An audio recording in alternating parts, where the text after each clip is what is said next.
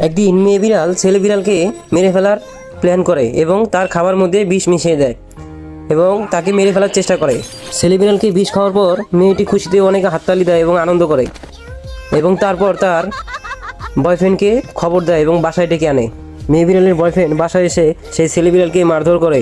ঠিক এই সময় তার ছোট ছেলে সব কিছু দেখতে পায় এবং ভয় পেয়ে যায়। ছেলেটি তার মাকে বয়ফ্রেন্ডের সাথে দেখতে পারে। তারা দুজন চলে যাওয়ার পর ছেলেটি তার বাবাকে বাঁচানোর জন্য ওষুধ নিয়ে আসে এবং তার বাবাকে খাইয়ে দেয়। খাওয়ানোর পর ছেলে বিড়ালটি সুস্থ হয়ে যায় এবং অনেক রাগী হয়ে যায় এবং তার বয়ফ্রেন্ডকে মারার জন্য তার রুমে চলে যায় এবং তাদের মধ্যে অনেক মারামারি হয়ে যায় এবং অবশেষে বয়ফ্রেন্ডটি হার মেনে নেয়। তারপর মেয়ে বিড়ালকে মারধর করে এবং ছোট ছেলেটি পুলিশকে কল করে এবং তাদের দুজনকে ধরে নিয়ে যাওয়ার জন্য তাদেরকে বলে এবং তারা এসে তাদের দুজনকে ধরে নিয়ে যায় এবং ছেলে ও বাবা একা হয়ে যায়।